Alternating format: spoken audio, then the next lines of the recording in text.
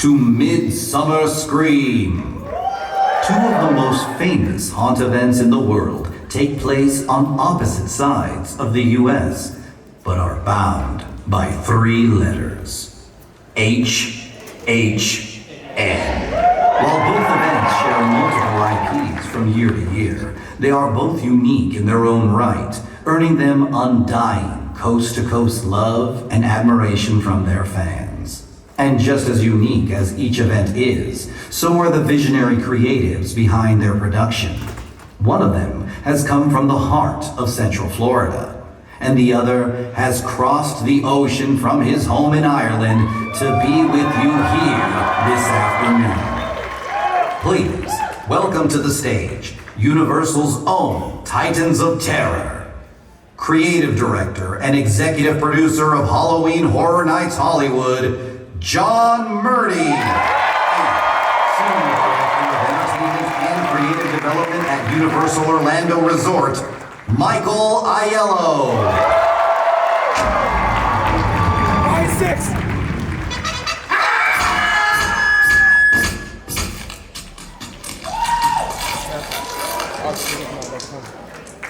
What do you think?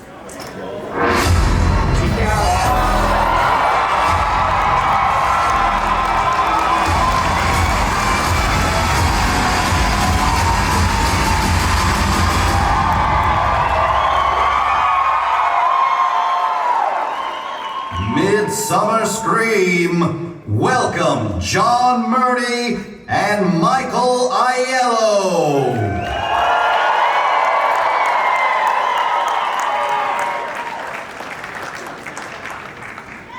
Oh, they're in the back.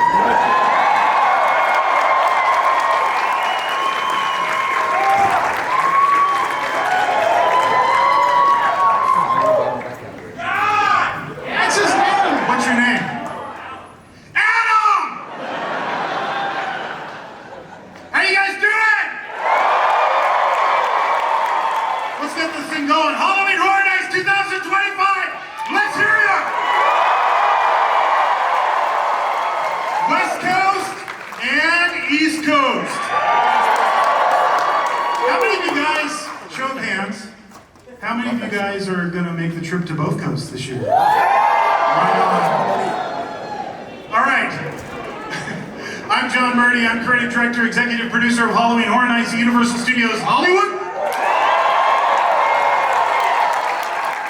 I am Mike Aiello, Senior Director of Creative Development for Universal Orlando Resort. Oh, you know what? Before we do anything, just go with me. Okay? Yep. Thank you. Thank you. Thank you. Thank you. We love our jobs. Thank you. No, seriously, I started doing this as a 10-year-old kid in my parents' garage, and to get to do this for all of you guys every year for the last 20 years, that's just something I couldn't imagine when I was a kid. So thank you so much for all your support over the years, supporting Horror Nights on both coasts. 100%. And thank you. I'm so excited to be here on the West Coast with you all. I loved walking the floor, seeing all the sights here. This is an amazing convention. Absolutely amazing. I think last time I was here was 2019? Yeah, it's been a few. Yeah. So I am thrilled to be with you all today, and thank you for welcoming me. Okay. I love you, Mike.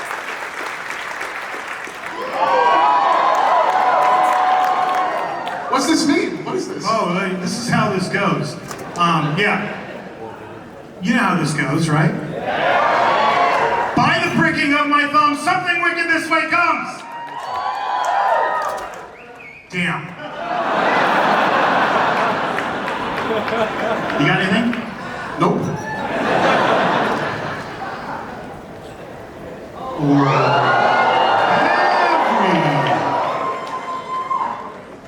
Hold that thought.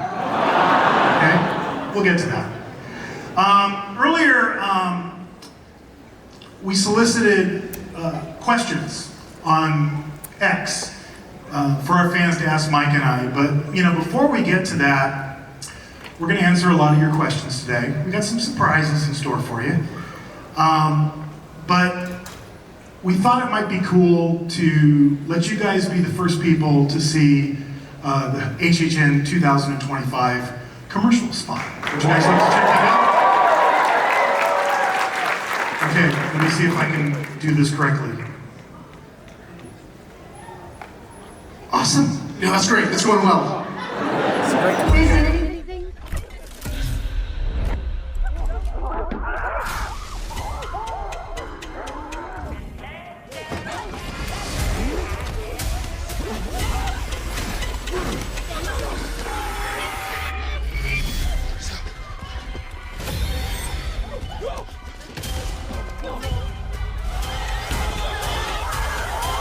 Live the horror you love to watch at Universal Halloween Horror Nights. You guys liking the lineup for 2025? I think this is our best lineup since 2016, honestly. And we can't wait for you guys to experience it in well, for you, sooner, right? Very soon, very soon. What are you doing here? Shouldn't you be This is all wrong. I shouldn't be here at all. When do you guys open, seriously, Mike? The 29th is officially the opening night in Orlando. And September 4th for us. So,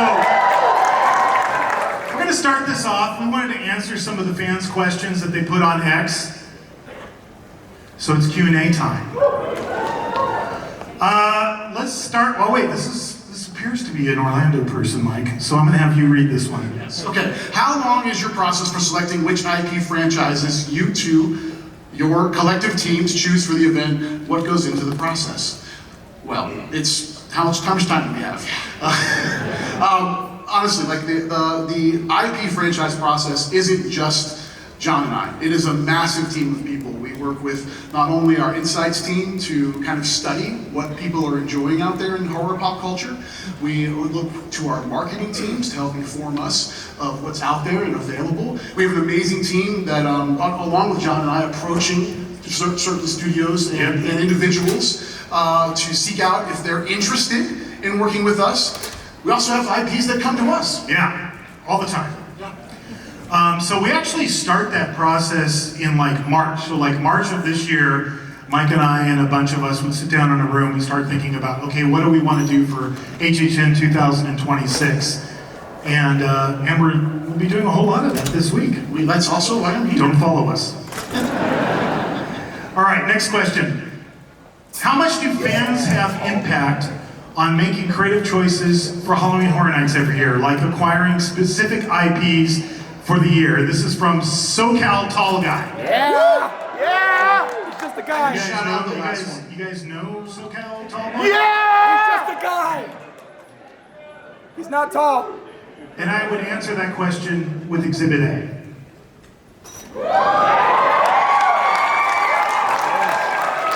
Seriously, like, ever since the first Terrifier film came out, we've been keeping an eye on this franchise. And I don't know for you, Mike, but for me, like, I judge it by the t-shirts that people wear to like events like Midsummer Scream, but also, of course, Halloween Horror Nights. And I noticed after the first Terrifier came out, I was like, oh, cool, what's that? You know, I was checking out people wearing Art the Clown t-shirts. And then when the second movie came out, there's a lot more of you. And then last Halloween, I was like, oh yeah, this is the time. And the same thing's true of Five Nights at Freddy's. For years, our fans have been asking for this franchise.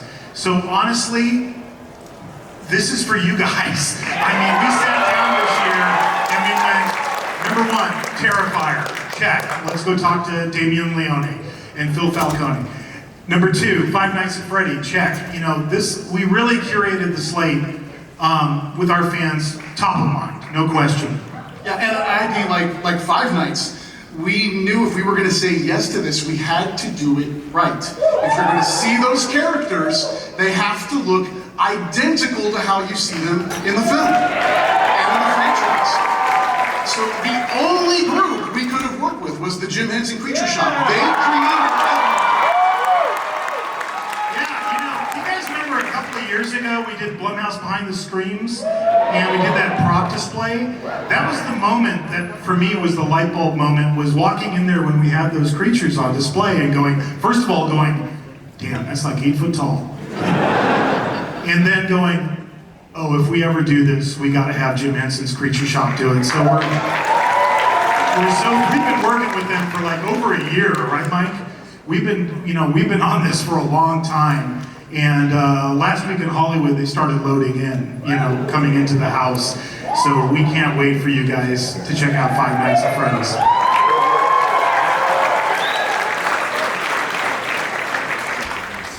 All right, you want to take this one? Yeah, sure. Do you struggle to bridge the gap between pleasing old school classical horror fans and younger game-friendly fans when choosing this year's HHN houses? And that's from Blue Fire Dr. 44. I just have one question at this juncture. Was Blue Flyer Dr. 3043 taken? Are they here? Well, then we'll never know. Okay. Exhibit B.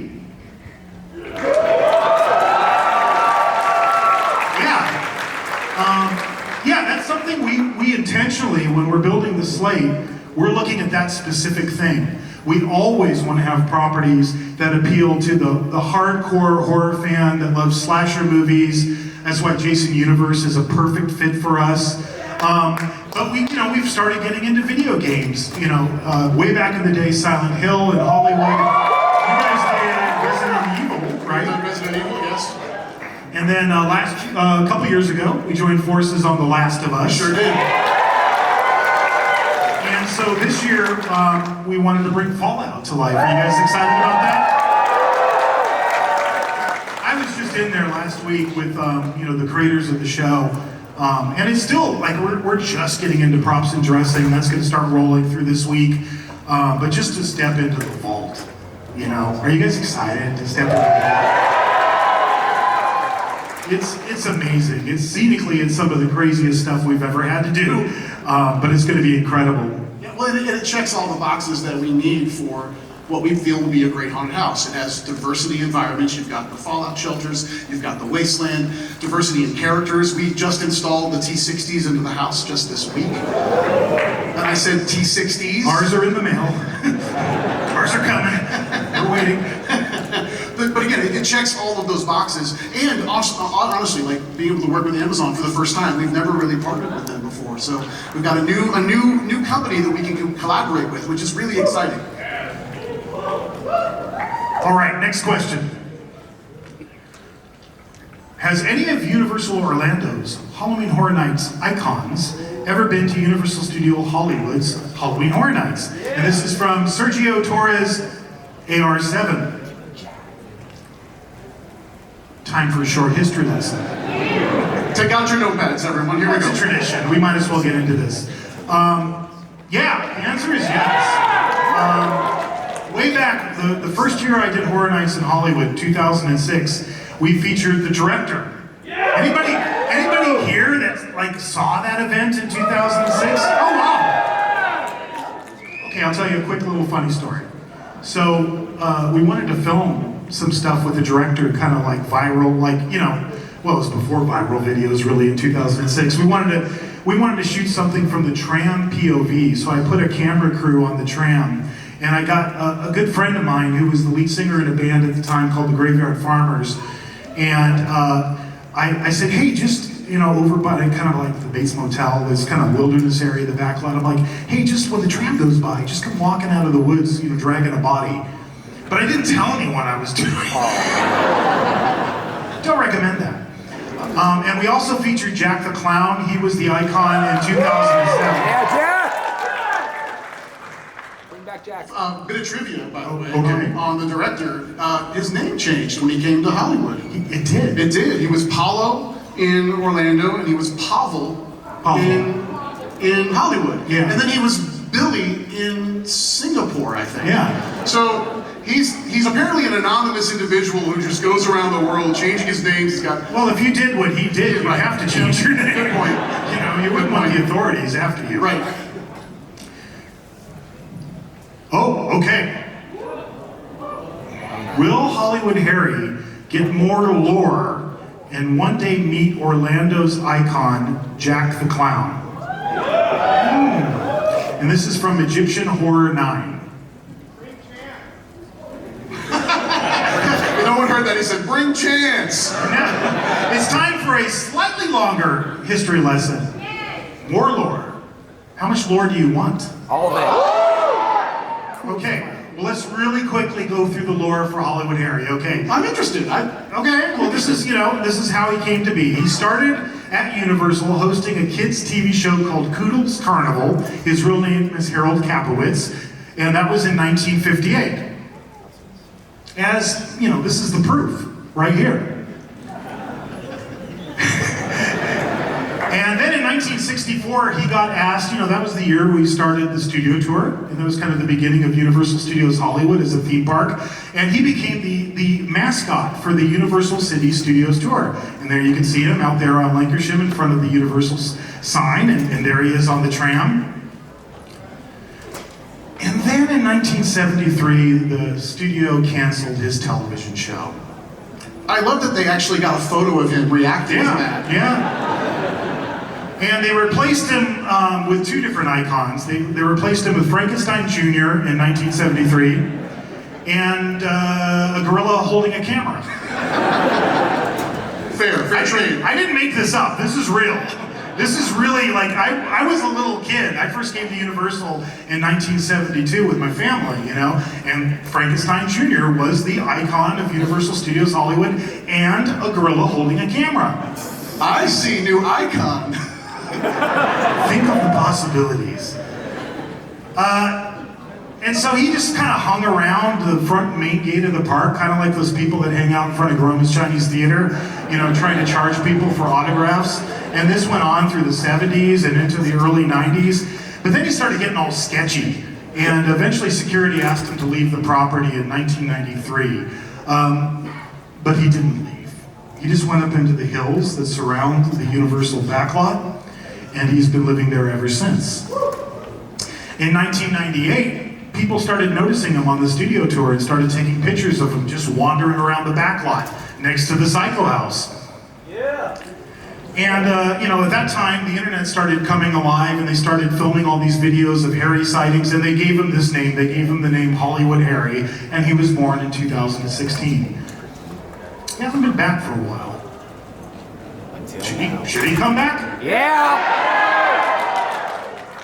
Should Jack the Clown come back? Yeah. File that away. For next year. All right, Mike, you take this question. All right, how did you and me format the storyline for the Wyatt 6 Haunted House attractions? Yeah! And Hollywood to be all in Bray Wyatt's mind in terms of his split personality disorder and characters of the Fiend? And was there any creative input from the, in real life, Wyatt 6 faction? From @Skywalker Brian? Yes. So I am so excited that we're doing this year. And I know when it was first released, there was a division. It was like, huh? Like, there were a lot of people who were like, what?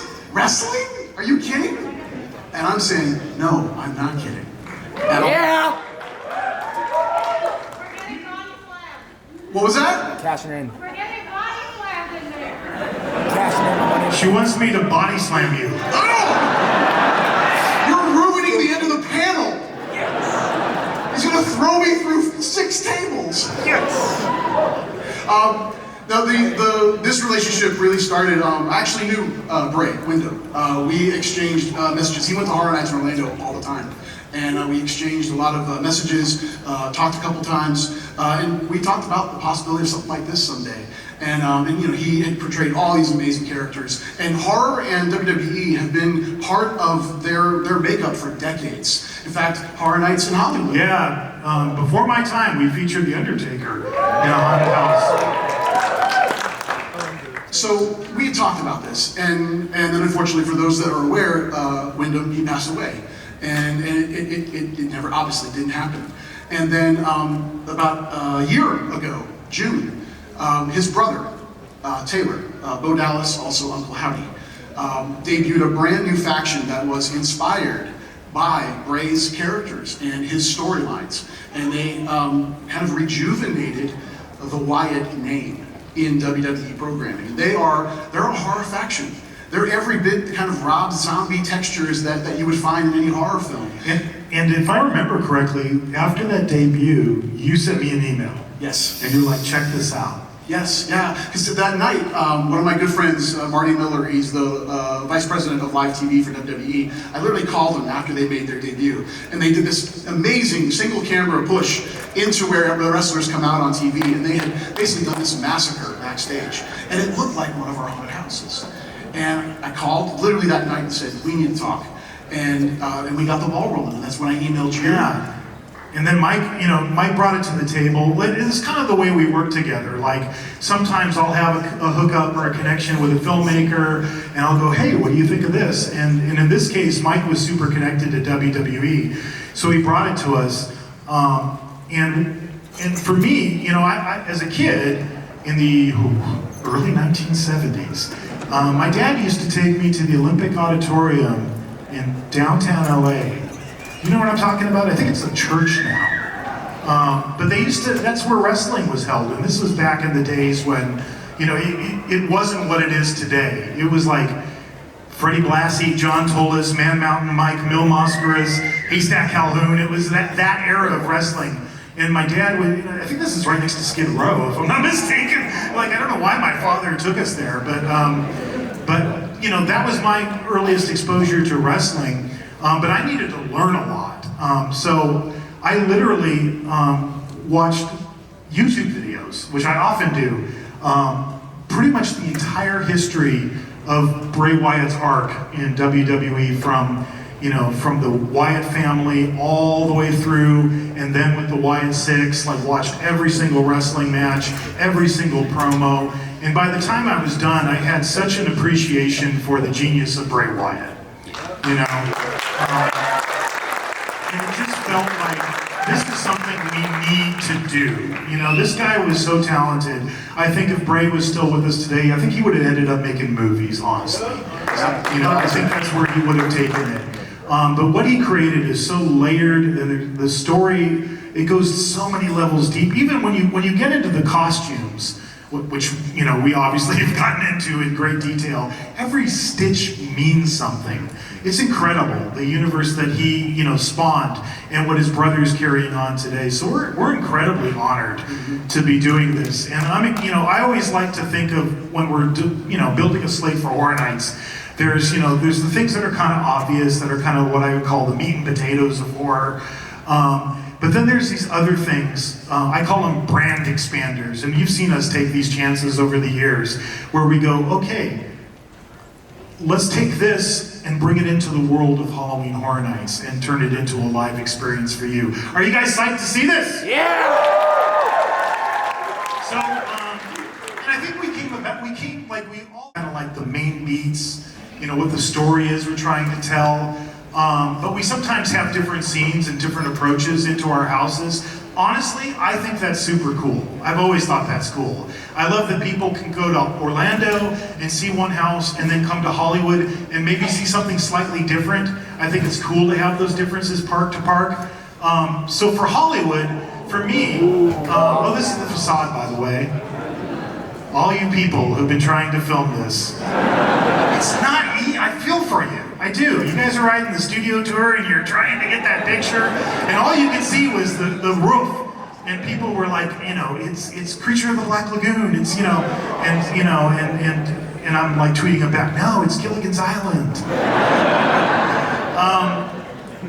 But for me, I wanted to think about it like, if I was going to make a horror movie out of the Wyatt Six, how would I go about that? And I thought about the Wyatt compound, which was featured kind of more prominently in the Wyatt family days. And I thought, I want that to be the entrance into our experience. And in a lot of ways, this is like an original haunted house. And it was so cool when we met with Rob Fee from WWE, when you and I and our team, we did this big brainstorming session with him. What I loved that Rob kept saying is you guys are the experts, you guys are the experts. He really welcomed our own creativity into the process. So we tried to approach it as if we were making a horror movie out of the Wyatt 6 characters. The beginning is going to be the Wyatt compound. It's kind of the bookends of our experience, but I'll point out just two things. You see that side profile shot elevation? You see the rocking chair. Yeah. And you see the lantern. And of course, that's Bray. That's Bray's iconic elements. The lantern is a through line through the whole house. You're going to be kind of following the light of the lantern as you go from scene to scene to scene. So I'm giving you this warning now, right? So you're ready for it, because it's not always in the same place. But try to find the lantern in every scene you go in, because pretty much almost every scene the lantern shows up. And the other thing is the rocking chair. When you come out, it's going to be rocking by itself with the lantern on it. The fireflies, we're going to do all that special effects lighting, so the fireflies are dancing around. And as you go through, you're going to keep encountering that rocking chair. And I don't want to say too much about this one, honestly, because I like the fact that I think it's going to be a big surprise for all of you. Okay? And then I'm going to let Mike talk about his. I'll be brief. We're recreating the Wyatt 6 debut in Orlando. That is our opening. You're going to be the camera, and you're going to walk that space. You're going to see the Massacre at Gorilla Station, and then we're taking you through. Ramon Paradoa, also a massive WWE fan, was our show director for this experience. We've created what we're calling Production Central corridor, where you're going to be surrounded with WWE imagery all around you, media. And then the Wyatts take that over, almost like if it's a vortex leading you into the minds of the Wyatt 6. And then from there, I'll stop, because I want you all the experience. Yeah, I know a lot of times as fans, you guys are like, you need to know everything, and I always think about, like, were you the kids at Christmas that just, like, found where your parents hid all the presents, and you opened them all up, saw what you were going to get, and then wrapped them back up again? I did that one Christmas. I found my parents where they hid the presents, and I was so bummed that Christmas when it came to Christmas morning. So I think something should be a surprise, so you'll be surprised. Yeah, but that is an interior shot of the house. That is not WWE, that's us. It looks cool. Oh yeah, there's this too. Yeah. And, again, Bo Dallas, Uncle Howdy, Taylor. He has been so gracious with us and so supportive. Actually, we wrote and created brand new content for the house, and Uncle Howdy has new content specifically for this experience that we shot. Yeah, and we're going to feature that in the queue line when you're waiting in the queue line for us as well. Yeah. All right. How do you write a house treatment? Is there any technique that you use while writing all houses? And this is from HHN House Hunter. Cute. This is from our original house. This is from Monstros 3. I always try to explain it to you guys. I'm just going to throw up 2 pages just to give you an idea. Part of it is a technical breakdown, scene by scene. So on the one side you see talent, hand props, scenic, graphics, props and decor, static figures, audio, video, lighting, special effects, etc. And what I'm trying to capture is every single element that is needed to go into this particular scene, and this is the facade for Monstros Trace. And on the other side, it's a narrative. It's written from the guest's POV, as if I was you walking into the house. It's everything I see, I hear, etc. So it's really a combination of those two things. My treatments tend to average about 100 pages per house. So like by the time we're done with Horror Nights, I will have written the equivalent of War and Peace every year. And for Orlando, the content's the same. Sorry, I redacted a ton of stuff on this page. Sorry! Oh, I had a joke, but I can't say. Go ahead. This is actually for the foyer of our El Artista Spanish haunting house. And it gave away a lot of stuff, so I didn't want to give it away. But the format's there. We break down every single discipline so that when everybody's seeing these treatments, they can understand exactly what's going on in that space. And then over there on the other side, that is also what we include in our treatments, which is a model of every single room where we can place all the performers, we can identify where effects are. So again, anyone that's reading that treatment, whether they went through the meeting where we took everyone through it, or if they're just handed that treatment and they did not get the support of the meeting, they can read that and understand every single inch of the space that we're designing. With the increased collaboration, has having your teams work closely together changed any part of how y'all approach house scare zone treatment? And this is from Hopping Hogsmeade. The y'all probably is from the East Coast, I bet. This is probably the East Coast. I have a slight suspicion of that. Yeah, we've always worked together. Whenever we share an IP, we work very closely together. We're in meetings every Monday without fail. We're East Coast, West Coast meetings. But this year, I think we took that collaboration to a new level, and that's particular to Five Nights at Freddy's. Sometimes we have houses where it's a little different, East Coast to West Coast. This house is pretty darn close to the same experience coast to coast. About 99.9%. Yeah, and it's really just the physical spaces that make it different. But we kind of divided and conquered on this house. We would literally divvy up the various disciplines, whether it was design, scenic, audio, video, etc. And we said, okay, you guys got this, we got that. And it's the first time we've ever done this, but we really collaborated in a much more intense way across the board in that particular house. Yeah, 100%. I mean, I think we learned a lot about each other's process, Yeah. even more than we had just kind of working in meetings together. Our teams were working closely on design, which really hadn't happened before. Yeah. And it was an awesome process. We learned so much about each other's teams, and I think it really brought everybody really close together too. Yeah, it's, we can't wait for you guys to see this house. This is something that we've, honestly, like 5 years ago, if you would have said the same thing, hey, why don't you have done Five Nights at Freddy's before? I probably would have said it's impossible. But it was really that moment of being in the lobby when we did Blumhouse Behind the Screams and going, of course, Henson, that's how we have to do it. That made this possible. All right. Can't you share a moment that you had with the fans where you both knew you had created something special through your work on Halloween Horror Nights? From Movie Howler. Honestly, this may be cliche, but it's every year. I mean, here's the reality. John and I are up here talking to you all, but we represent a massive team of people that are working together to bring this thing to life every year and to make it different every single year in as many ways as possible. The moments that we've had with fans is really the thank yous to the team. Again, we're walking the event, sometimes we'll walk in the event after it opens and we'll be together, we'll be a group of our team, kind of assessing the event, and people just coming up to us and saying thanks. We realize how much this event means to you, because it means just as much to us. Because that's the other reality is, like, I was this character. Most of our team grew up in the event.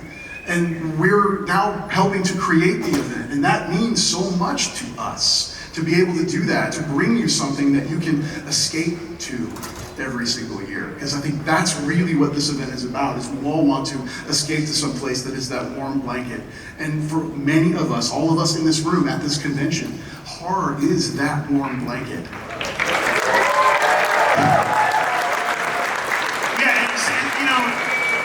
I think this is the thing that constantly amazes us, is that, the horror community, I think it's the coolest fan community there is, And it's not just like that it's cool, but it's the most supportive, it's the most inclusive, it's just, like all of us collectively, we found our place, And so when we think of our event as creating that place for you guys, that once a year you get this time of year where you get to be with all your friends and all the people, that you love in this community and get to experience it together.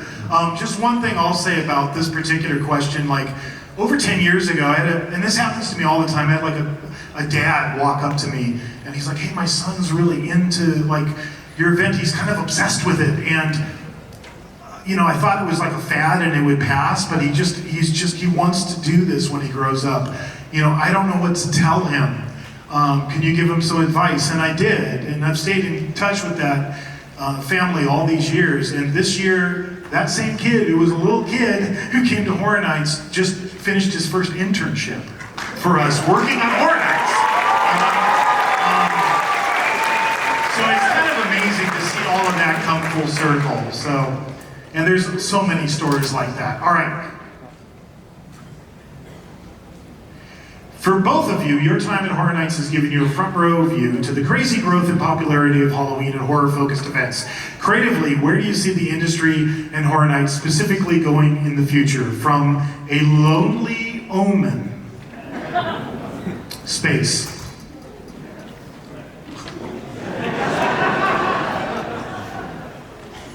No?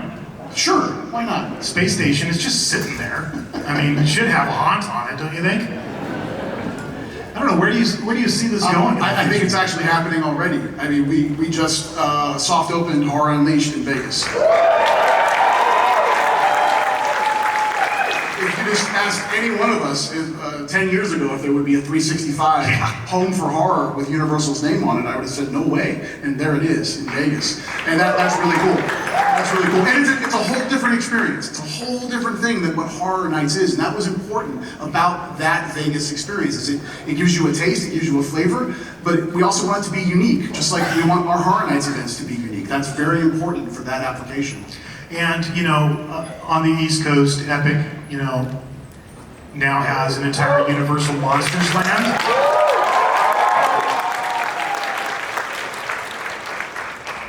I don't know. I think that Horror Nights has something to do with that. I really do. I would think so. You know, I think that what we've collectively, all our teams on both coasts created, you're starting to see it now come to life outside the event. And I think that's amazing and really, really cool. All right. Who is your favorite cryptid? Megatron G13. Time for a short natural science lesson. A cryptid is an animal such as a Sasquatch or a Loch Ness monster that has been claimed to exist but never proven to exist, and that's from the Webster's Dictionary. You know, I grew up in the 70s, so mine is, you know, Sasquatch because of the $6 Million Man.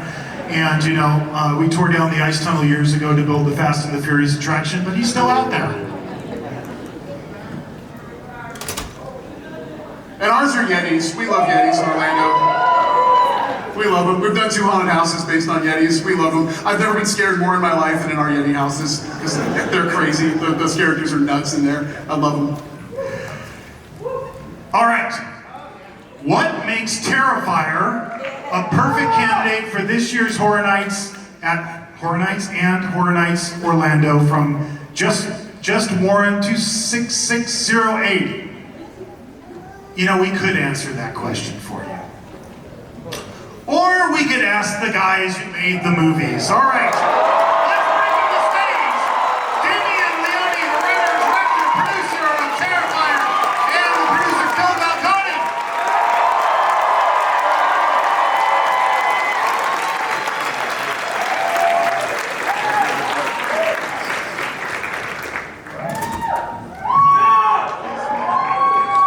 What's up, everybody?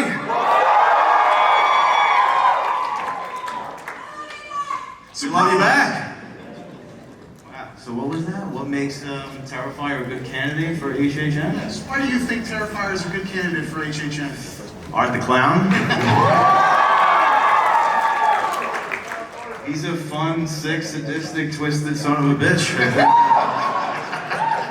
I think it's, even for me, I mean, this is sort of the first time I'm like in your shoes and I get to go in this house and be chased and taunted by my own character, you know? Like, that's really exciting, actually, because on set, we don't have that relationship. It's a different fear. You know, it'd be funny if we gave them real weapons for when you come through. What better way to go out, right? How about you, Phil? Why do you think Terrifier belongs at Horror Nights? I don't know, I've never been to Halloween Horror Nights, but I'm excited to be at both of them. I'm going to be in California and in Orlando, check them both out. As Damien has mentioned, we are on the other side of the camera, so we don't get to see it this time. We're going to live it, and I already told him I want to experience it, and I've never done a horror house. He said, no. Oh boy. He said, I hope I don't shit my pants in there. We'll hook you up, Phil. All right, well, what we're going to do now, since we have the guys who made the Terrifier movies, is we're going to do a little bit of a deep dive into Terrifier. Is that all right with you guys? Wait a minute, hold on. Do we have Terrifier Terrifier fans in the audience?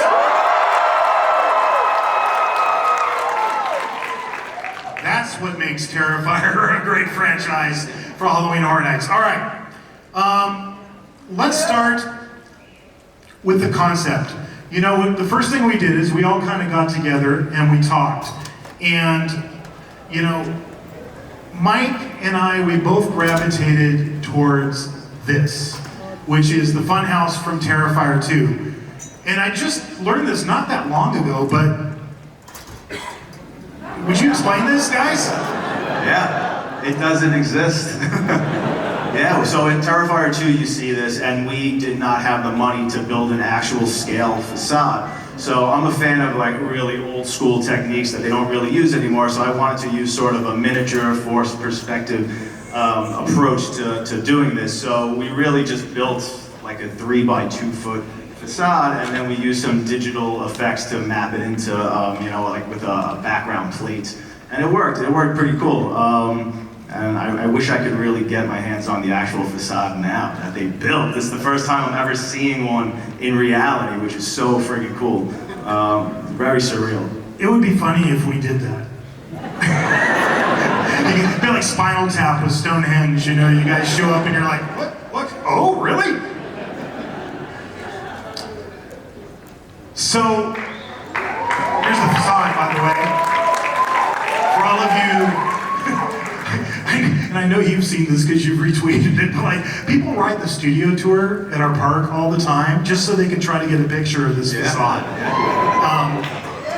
So, you know, when we were talking, Mike and I, we really gravitated towards, let's have the Funhouse be not only the facade for the experience, but let's try to like take all of the great kills from the franchise and bring them to the Funhouse, even if it didn't take place in the movie that way. And that was kind of like I think, Mike, is it fair to say that was like our first big idea for how we were going to attack this? Absolutely. It was really, could we place the guests in an environment completely of art's creation, and then house those kills within it? And what would that be like? That was the mission. It was kind of like Art was showing off his works of, pun intended, art, for the guests, is kind of another way to look at it. So, there it is. I just took that picture not too long ago. And what we're doing now, we're adding all the scrub grass and the dried plants and all of that stuff. But that's the Terrifier facade. And just to highlight a couple of things, when you're waiting out front, it's going to be the Terrifier theme music, and then you're going to hear like a radio. And I'm talking about Hollywood. You're going to hear the radio station kind of changing channels, static. Hear a little blip of, you know, the Clown Cafe theme song, and then it's going to land on a news report, and it's going to say, police are on the lookout for a tall, thin man wearing a black and white clown costume and carrying a large garbage bag. And while this news report is going on, there's 2 doors. The clown head door is the door you're going to be going through. But Art is going to appear standing behind that door. And then he's going to open the gate. And then he's going to come out. And I gave him another gate in the fence, so he can get real up close and personal with all of you.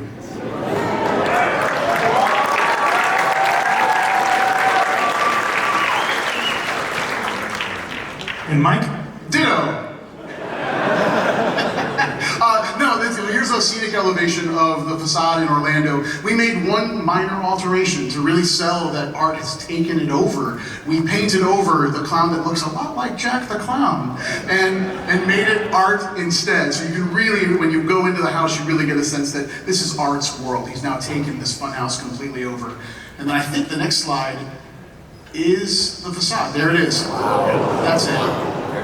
One cool additive in the doorway that you're not going through, there on the right-hand side, that's a media wall that's going to give you a glimpse of several of the Terrifier characters. You're going to see Vicky, you're going to see little pale girl in there. So yeah, you're going to see all those characters kind of waiting for you on the inside. Did you guys ever go through like carny fun houses when you were kids? Like growing up? Yeah, absolutely. Did they freak you out? Not too bad. I kind of like that stuff. I gravitated to a creepy shit. I grew up in Coney Island, and they... Did you really? Yeah. I love Coney Island. And they had the freak show in there. Oh, yeah? You know, that's when that was a popular thing. And we used to see it, you'd be walking down the street and you'd see the people with the, the weird looks on them. You had some crazy shit going on in my Did you ever work there for a summer? I never worked there. A lot of my friends did. That's how we actually got the carnival for Terrifier 2. Funny story, the guy who owns Adventureland, it used to be Nellie Bly, he used to handle the ponies. For 15 cents, you'd ride a pony in Coney Island. Yeah. And he owns the park today. And he let us, well, he rented it to us, but rented it to us at a very nice price. So, and I had called up a friend of mine, Joe Piano, who I hadn't seen in like 40 years. I said, anybody still working? I still have connections there? He said, yeah, we got him. And that's how we got him. Oh, that's cool. To actually film the interiors and Not the interiors. We shot the exterior carnivals in Nellie Bly, and then we shot the interiors in Fright Factory. It's a haunted house. Oh yeah, totally. Yeah. And awesome. He's a great guy too, Frank. Yeah. Let's talk about the characters. Let's start with this guy. And, I'm sure, Damien, you've probably told this story a million times, but if you wouldn't mind, like, what was the inspiration for Art the Clown initially when you first came up with him?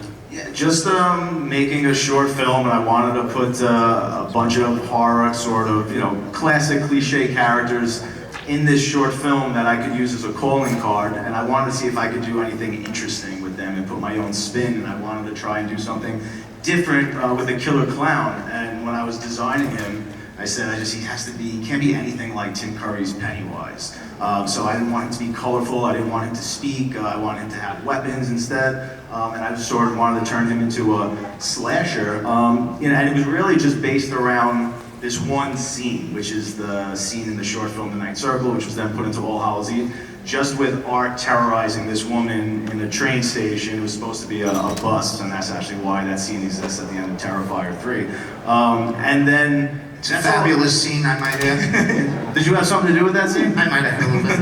Tom the bus driver, ladies and gentlemen. Do you like the old horror movies? I like horror movies, and I do like rom-coms. But yeah, so it was a little scene in this short film, and then it gets, there's creatures and demons after that, and Art's only in the first 4 minutes, but everybody who saw it back then said, what is going on with that clown? Like, he's too cool, he looks so creepy, you're gonna make more stuff with him, right? And I was like, oh yeah, I'm gonna make plenty of things, for sure. And I was like, I better write something else with this character. So then I made another short film called Terrifier, which is also in All Hallows Eve. And that's when I said, all right, I'm gonna really turn him into a slasher now and see, what this guy's really about. And then that's when I sort of realized that there was something special. I didn't imagine it would turn into this, but I said, this character has something, there's a charisma there's something special, and I need to keep going, I need to get this character into a feature somehow. So that 20-minute short film, Terrifier, was sort of the proof of concept, the calling card. And it took years to try and convince somebody to give me money to turn that into Terrifier the feature, until I met this guy right here, the only person who believed in me to give me money to do it. Give it up for Phil. Producers need love, But you both have done something that many have tried over the last few decades that have not been able to do, which is create the next generation of slasher icons. And Art is a slasher icon now. That's fantastic. Totally. We gotta give up for this, man. I mean, that's a creation, and like I said many times, even though he hates to hear it, I'm not from the horror world. But when I saw this clown, I was like, first of all, when he first mentioned it, I don't know clown movie. When you see it, I was like, wow, this is pretty fucking wild. And when we were done shooting Terrifier 1, I was impressed. I gotta be honest, I was impressed because I had just done a movie and it cost me a couple $100,000, and we did this one for $40,000, and there's so much more shit in there, and I'm like, holy crap. I said, I pissed away a lot of money on my film. Well, truthfully, I mean, if The house was more expensive, just so you know. Yeah, of course. Yes, it was. I mean, if this works, the truth is, it's because it's all coming from a very genuine, organic place, from a diehard horror fan, and I've been one since I'm literally 3 years old, and I've been watching these movies and idolizing characters like Freddy, Jason, Michael Myers, literally since I'm 3. So hopefully there's just something instinctual after I'm consumed so much of that, I mean, this is really what I birthed out. I mean, so that's a big part of it. And then obviously David, who has just brings such an incredible joy. I have a question for the producer.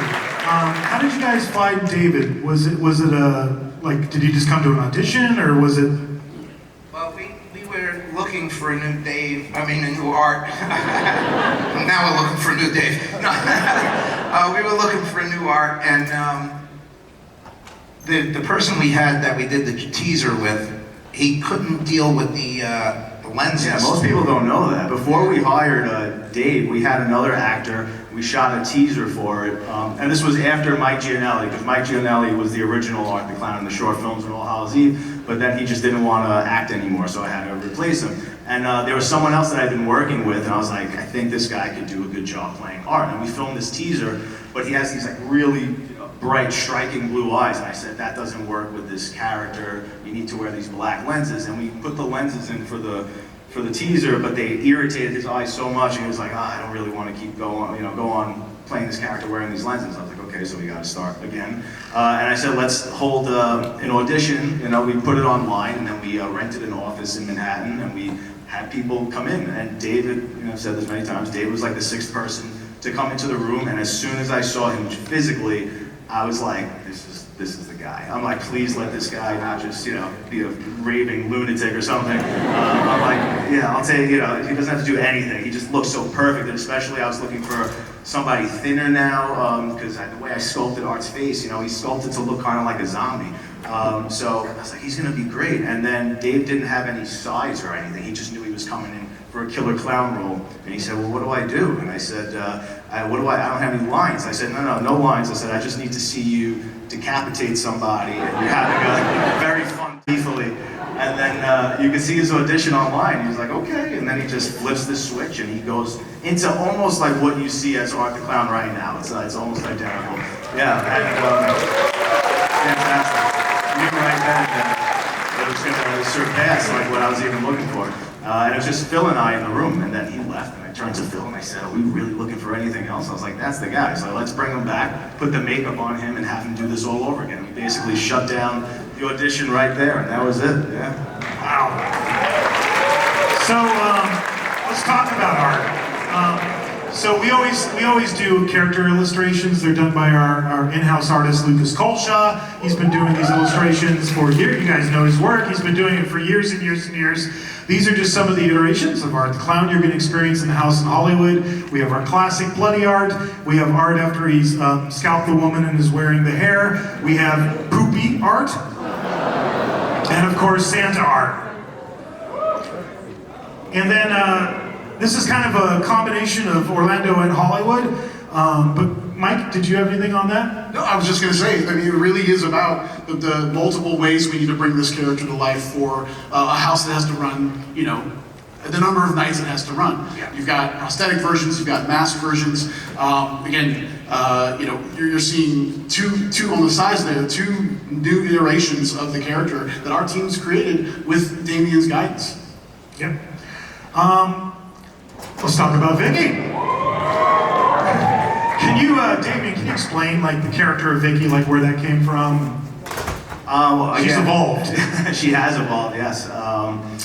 It was, again, taking traditional tropes and then seeing if I can do something interesting or spin it in a new direction. And I don't think I'd ever really seen a final girl go through this transition where she's the supposed final girl in the original, but then she turns into a victim, and then she turns into a villain. So it's been one of the most fun arcs through the entire franchise, and especially to just watch Samantha find this character and become more and more evil and sadistic as this goes, and see how much she enjoys that element.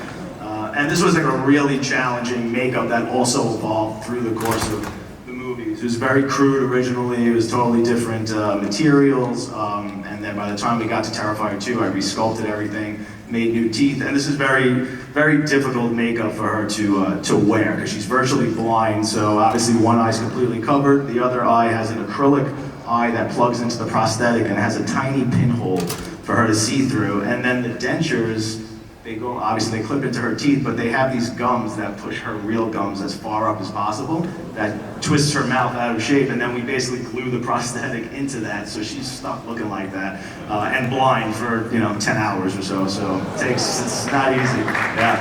And Samantha is one of the most amazing people you'll ever meet. Solid through and through. She bitched a little, but solid. She drove me crazy. Can you blame her? I can. She drove me crazy on 3, but well worth it. And what you're seeing on screen right now, the character design, but also like the mask as it was evolving. Yeah, we haven't figured out the vision thing yet. We're gonna have to figure that out. I'm looking at it going, okay, where is she looking through? Vision isn't important. Just feel around. And then there's the little pale girl. How did this character come to be in the second movie?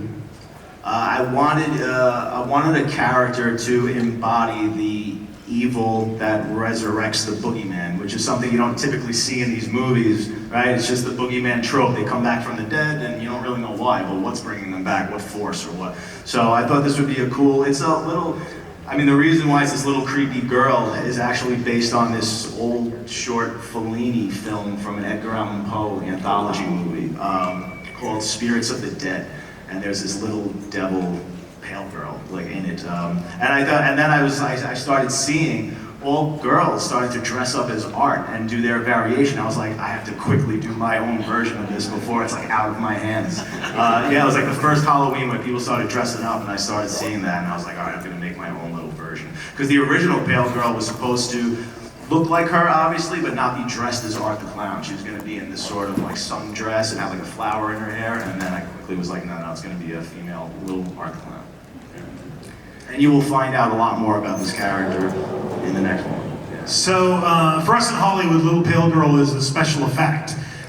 We have a scene called Dolly Molly, and when you come in, it's the sequence in the film where I think they're dental tools that are sitting on and she's just ripped all the flesh off her face, and as you come into the scene, it's an animated effect where there's a little sensor you're going to trip, and then she does a 180, her head turns 180 to look at you.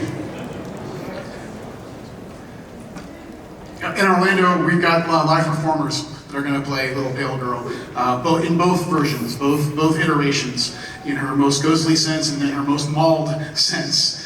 We have team members right now who are just so excited about playing this character. They absolutely are loving it.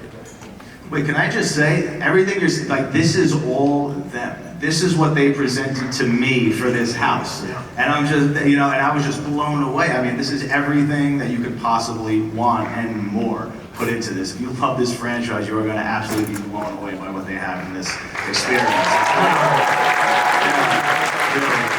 And speaking of final girls, Sienna Shaw, and she's such a badass. We had to find a place for her to be in the house as well. And again, I'm just going to show you, this is where we start. This is the character design. We're going to have her show up in the full, cosplay outfit from the second movie. And then this is our in-house costuming team in Orlando adapted this look, and here it is. You're going to see her in the flesh in the house, Sienna Shaw, and it is just an awesome costume. They did such an amazing job replicating it. I already feel bad for this performer backstage, because sorry, it's a visual. They're going to be like, excuse me, excuse me, excuse me. But you have to have the wings. I hope you have a lot of duct tape handy. Let's talk about what makes Terrifier Terrifier, the kills. And I was really interested, when we first announced this, I was getting all these questions you guys aren't going to go, you guys aren't going to go. Oh yeah, we are. We're going to go there. And let's start with one of the most infamous kills. The Hacksaw. hacksaw kill from Terrifier 1. What sick person thought up this particular kill? I wanted to see something I hadn't seen in a movie before. I hadn't seen that. Can't unsee it now.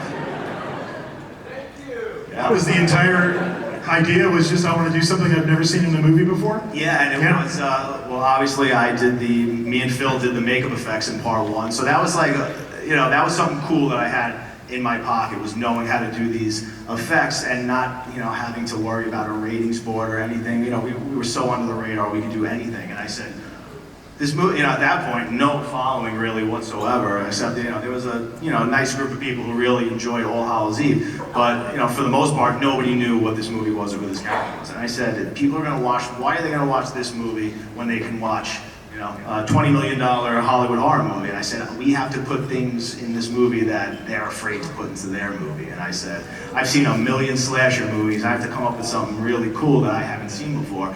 And actually, I started investigating medieval torture methods to see if anything piqued my interest. And I saw, and a few things did, and I saw a picture, a drawing of someone upside down, and two people at the end of this giant saw cutting this. Yeah, it's very exactly. Unfortunately, I know exactly what you're talking about. Yeah, and I said, I said, could I pull that off and have him do that alone with the girl? And I was like, yeah, I think I can do that. I mean, if I have the audience at that point, I think they'll stick with me for the rest of the way, I think. Or maybe I'll lose them all at that point. But yeah, no, we did it, and seriously, like, huge, kudos and credit to Catherine Corcoran for going through that. I mean, that took a lot, and I had discussions with her during that, before we shot that scene, and she said, listen, if we're gonna do this, like, this has to be the coolest thing. Like, don't make me regret doing this. Like, if you're gonna do it, make it look super cool and make it be something memorable. And I think we did it. So. Oh, you did it. I would say, I think all the kills with all the girls, they all had.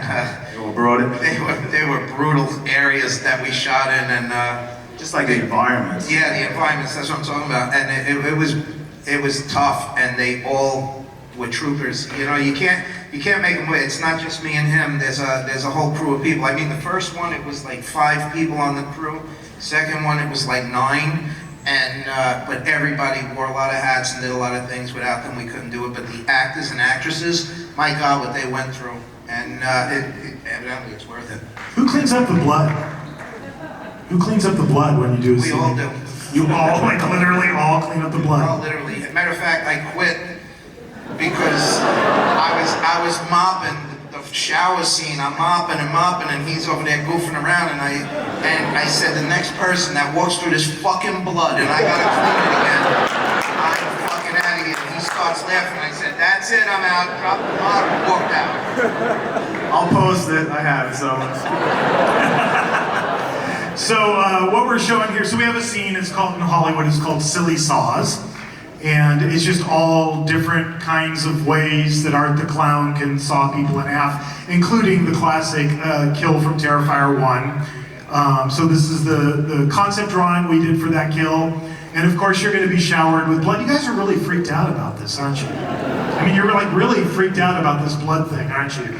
I get questions all the time. You're like, well, like, should I think about what I'm wearing? Should I bring a poncho? Should I, And I'm just not going to answer it. I'm sorry. We just come, check it out, and what happens, happens. Just go with it. Just go with it. So, in this scene, we also have 2 little kids on a teeter-totter animated effect going up and down with their heads cut off. Because why not? And here they are. We even did a drawing for it. And then we've got a table saw, and Art is just going to literally saw a person in half, and of course you're going to get showered in blood. And Mike's got a gag of his own here. Go ahead, Mike. So we mentioned before about not only do we want to feature the kills, but we also want to surround you in the kills. So because this is Art's Funhouse, we created a corridor in Orlando that on the ceiling, you can see here, are all the hacksaws moving above your head and sawing bodies in half as you're walking through this corridor, with blood spraying all around you as you're going through. So, and this is a trend in most of this house about how do we take that kill and then how do we physically affect the guest with it. And this is one of the reasons, or ways that we're doing that. I don't know, looking at these pictures, I think I need the pens when I go through them. We can hook you up, Phil. It's all right. We'll give you universal branded Depends. How about that? I'm gonna hold you to that. I think I just got a new sponsor. Merchandise right now is going, wait a second. I think when Henry Ford, came up with the idea for the assembly line, he probably didn't really anticipate where that would go in the future. Oh yeah, Allie's death, Terrifier 2. You guys know what I'm talking about, right? All right. So we're gonna do it. We're gonna do that scene with the bleach and and the salt and the whole deal. But there's a twist. Before you get there, you're gonna have to go through the scene we call barrels of fun. Okay? Bleach barrels stacked up either side of you. As you start to walk through, you're gonna hear, the Tommy gun going off. The barrels are gonna light up, and we're pumping in the smell of bleach. And then you're gonna get showered in bleach. And then we reveal it's all Art with his Tommy gun. We're doing the same thing. It's happening the exact same way. But here's a photo of the house. Here's some of the bleach barrels that are going to be spraying bleach all over you. That looks hygienic. And, okay. I have to say, Terrifier 3, so we were already working on this. And Terrifier 3 was, coming out in the movie theater. And, you guys know I live in Ireland most of the year. And it was like a Tuesday night. And I was like, okay, I gotta go watch Terrifier 3. I can't wait till somebody hooks me up with a link where I could watch this. Stop begging. All right. So it was literally a Tuesday night, and I went to on the website of my local cinema, and it was like, I don't know, like a 9 o'clock show or something, and I looked at it and I'm like, there's one seat left on a Tuesday night in the northwest corner of Ireland. I'm like, really? And so I bought that ticket. Only 2 people walked out, and everybody else hung for the whole thing. But when I watched Terrifier 3, the mall Santa scene, I knew we had to do something with that. So okay, again, inspiration for that. Did you always want to blow up Santa, or? No, it's just how do you kill as many kids at one time as possible?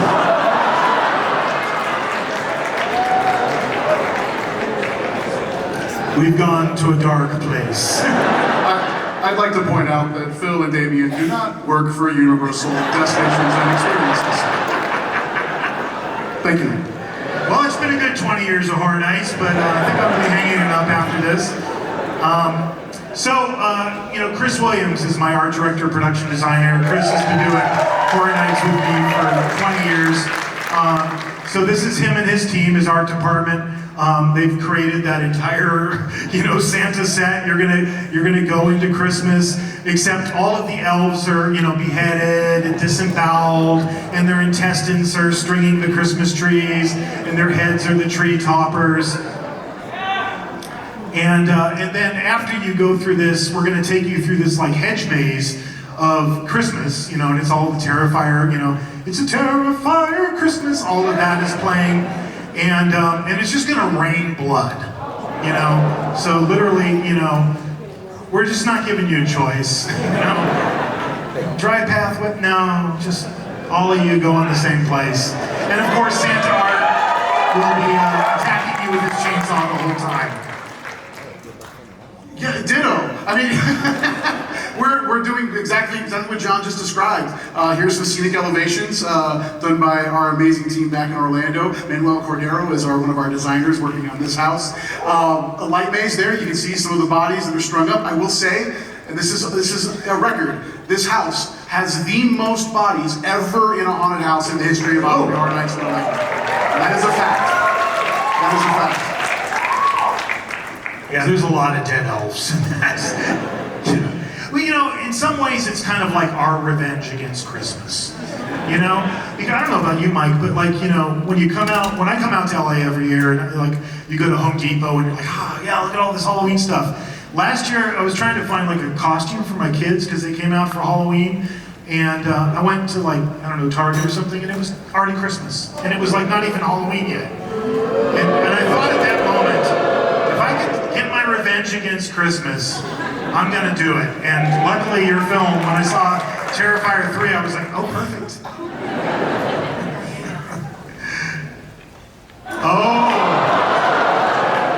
Oh God.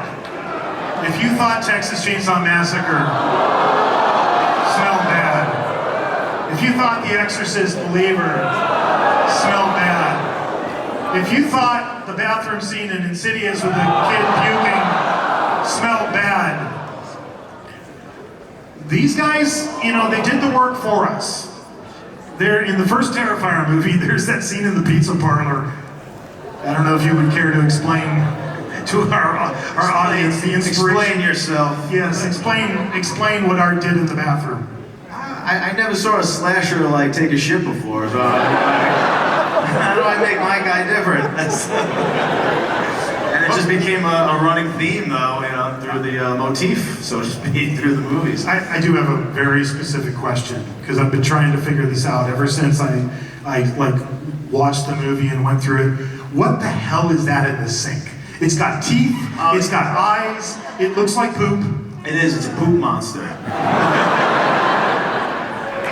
I can't wait to show you tomorrow. I'm going to take him, you know, we're going to walk through the house tomorrow, and my props team built that poop monster, and it's awesome.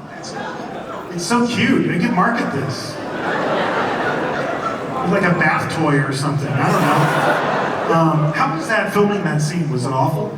In the Fright Factory, it was awful because it was fucking cold. It was cold. And blood and cold doesn't go well. How about poop and cold? How does poop do in the cold? It's chocolate, so it's okay. I'll tell you what grossed me out was when we shot the pizzeria scene with the shit, because that was a real active pizzeria. Matter of fact, I was making pizzas in the front while they were shooting the scene. They didn't even close for you? They closed for us, yeah. Needless to say, they're not operational anymore. The health board would have something to say about that. We shot that in an active pizzeria, and we didn't hold back. Did they give you pizza at least? I made the pizza. Oh, you made the pizza. We were still cleaning up when they opened the next day, and people started coming in to eat. Yeah, crazy.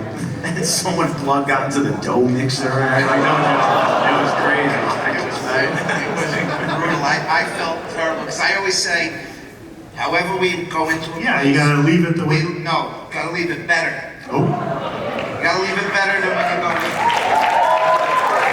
We failed miserably on that one. All right, well, let's share some of the love. So this is the scenic elevations for the bathroom scene. You know, for us, the way we kind of have it laid out is, you're in the funhouse. You're going through the funhouse, and we thought, well, you know, funhouse, you know, should have a food place, and then it, you know, there's always a place you can grab a bite, and then, you know, there's got to be a bathroom. So it was kind of a natural flow for us to go to the bathroom.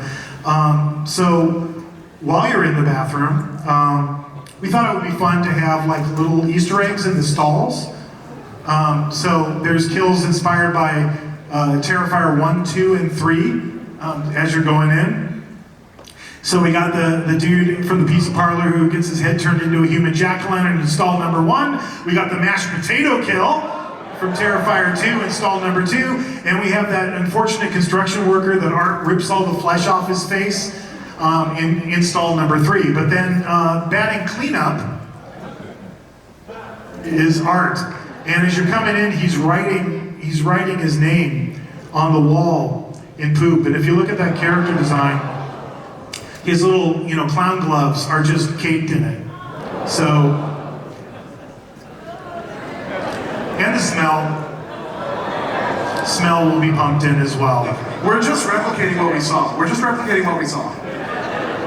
And Mike, that's a picture of yours. And here's the interior of the house in Orlando. There is the poop monster, as I think it's called now. And yes, we're doing the same thing. We're replicating all the kills. We are doing mashed potato kill, but we've replaced the potatoes with something else. Does it have the same consistency as potatoes? It might. One request. Any chance we could turn the smell of poop into chocolate? Yeah. Without the smell. Not a chance, Phil. Ah, shit. Phil, I gotta tell you, we've only really done a poop scene once. So we did it the first year, 2006. We had a house called Asylum, and it was an original house, and we had a scene like that. And I would come home from work at night, and my wife would go, "Why do you smell like poop?" And I was like, "Oh my God, I had to throw the jacket away because it was bad."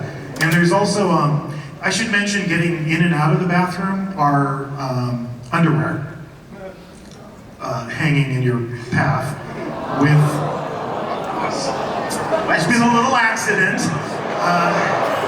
So I'm sorry. What I think we're trying to say is this is the most highbrow Horror Nights has ever been. Yeah. Well, I only hope that my family does not see this tape until after they go through this, because there's going to be not only poop, there's going to be throw up, because they are not holding that in. We can hook you up on that too. Let's go from poop segue. John, what are you doing here? I'm trying to increase the sales for their vendors out in the lobby. Food should have been first, and then the bathroom. Well. Right? So all of these, if you go to these carnivals, that set up, there's always food. So we thought, of course, the food should be the Clown Cafe. So these are just scenic elevations of some of the elements you're going to see in the Clown Cafe. We built Art's food trailer. We built the whole thing. We built that playground set with all the dead kitties. We did that lovely United Colors of Bennington mural, whatever that is. And the Clown Cafe host there's an Easter egg. You'll see her slumped in the corner. This is post-Art blasting her with the blowtorch. So she's, burnt to a crisp. The music will be playing. The kid with the Art Krispies cereal, that's going to be in there. And then there's that weird, I don't know if it's a hat box or what the hell that is, with the heart in it and all of the maggots and stuff. And we Yeah, that's right. That's exactly what it is. Is it? Right on. For lack of what we don't know. So that's in there too, but that's a little, people like to touch stuff in Horror Nights. Don't try to touch the heart, because you'll get a surprise if you do. Okay? That's all I'm going to say. 10,000 volts. No, I'm just kidding. 10,000 volts will go. No. But there's a little interactive surprise for you in there. Michael? And here's some photos of the Orlando house. There's the mural from Clown Cafe. There's not the final version, but that's what the house lights on. There's our Art Krispies kid there in a swing set. And then also in Orlando, I think maybe Hollywood as well, there's the Clown Cafe. RF&B actually created Clown Cafe. And you can actually go there during the event and have Terrifier-themed food from the Clown Cafe. That's in Orlando. In Orlando, the Clown Cafe. I hope you enjoy it. We're just serving a cereal bowl full of razor blades, broken glass, and mealworms. Really? Okay. All right. Now we do feel like we should warn you of a couple of things. Okay, I'm gonna do my warning for Hollywood, and Mike's gonna do his warning for Orlando. don't go out the chicken exit, okay? You might encounter a chicken exit in the house. It'll look just like that. Look for that chicken, or actually, I think that's a rooster. It's a rooster chicken exit.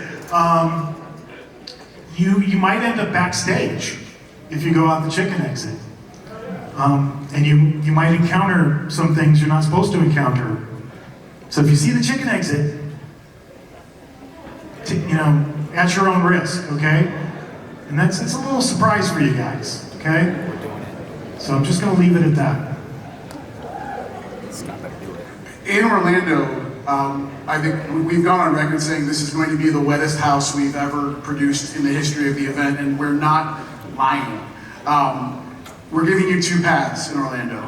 You can make a choice. You can go to the left-hand side, which is our dry path, if you choose. I agree, boo to that. Why would you want to have less of an experience? And you're going to go into what we're calling our Symphony of Blood. In this picture you're seeing, this is our finale. What you're not seeing is art on a second level. Underneath him is a blood waterfall. If you move to the right-hand side, you will be entering into our Symphony of Blood. And I'm not kidding, you are going to get drenched. I'm talking front row Jurassic Park.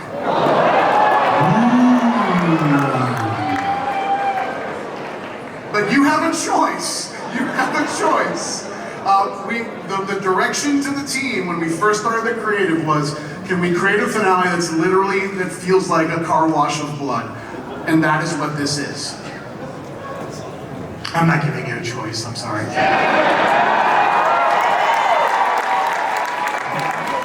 But wait! There's more. I'm hearkening back to the beginning of this panel. When we said, by the pricking of my thumb, something wicked this way comes. Do you want some? You've been through all the announcements at this point. There surely couldn't be anything else we could possibly announce. With this slate, it's so stacked. What else could we possibly do for you people? Well, okay, I'm gonna stand up for this. So, you know Where's Waldo, right? I always thought it would be fun to do Where's Waldo like in a theme park. Except instead of Waldo, it's Art the Clown. So as you're traversing, if I may use that word. You just did. I did. As you're traversing the theme park, Art the Clown is out there, okay? I'm not gonna tell you where he is. You might be in a store. Yeah, you might be in a store, and you might turn around and he might be right behind you. You could go down to the Universal Plaza and plop down and go, hey, it's time for a drink or it's time for some food. And look across from you and there's somebody just mad dogging you. Right?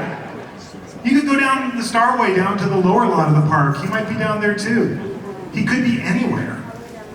So what we're doing, and we're doing this on both coasts, is we were like, it's awesome to have a Terrifier haunted house, but we weren't satisfied with that.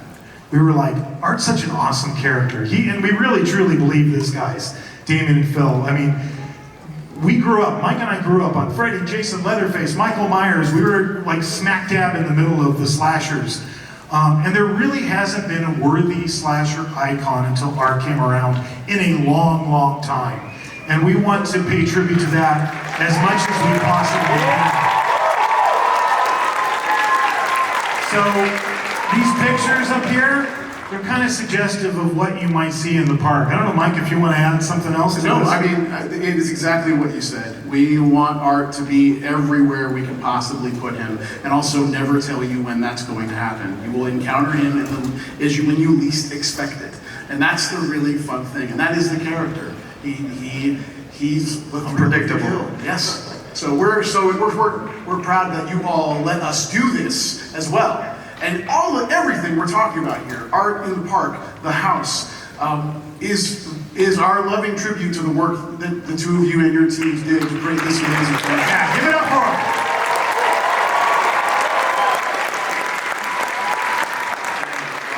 Listen, this obviously is one of the greatest honors for us ever. still surreal. We don't believe, you know, I can't wait to see this. I can't believe this is actually happening. But on top He of that, might be in your car. He might follow you home. I'm used Might to be it. at your hotel right now. Surrounded by this guy. But seriously, just for embracing exactly what this franchise is and what you guys love about it and what it's known for, it was the coolest thing. Because there's a lot of times we're presented with opportunities, but then people are like, oh, you can't do this, you know, you gotta stay away from that, we don't like this, and it's like, well then, it's not really Terrifier anymore, you know? So they embraced everything, and what you just saw is virtually what they presented to us at the very beginning, and I was like, guys, just go for it. This is too good to be true, honestly. So thank you, it really is the greatest honor, and thank all of you guys for your amazing support. It means the world, honestly. I'd like to add that just a little bit. Again, if it wasn't for the fans, we're not here. If it wasn't for you guys, we're not getting to see this work of art. And I gotta say, out of all the people we worked with, I've never seen Damien so on board with what they came up with. Usually it's like, you know, my motto is close is good, Damien's is like bullshit. And I've never seen him agree so many times, so fast, like, yeah, that's cool, yeah, that's cool, yeah, that's cool. So they were doing the right thing here. Hey, one other thing about the in-car Art the Clowns. Can we have tickets for RAP? Yeah! Alright. Well, even the RAP lounge is not safe. I'm just telling you. Like, you're gonna go in there and get your lovely buffet dinner, and yeah, that's not safe either. Just so you know, okay? More to come. All right, it is audience participation time. When you came in today, I believe they gave you all an Art the Clown mask. You guys got it? We're gonna do a selfie, okay? So I'm gonna put this down so I don't break anything. We're gonna bring the lights up. Everybody hold the Art the Clown in front of your face, okay? Do we have them too up here? Somebody's bringing them out. Oh.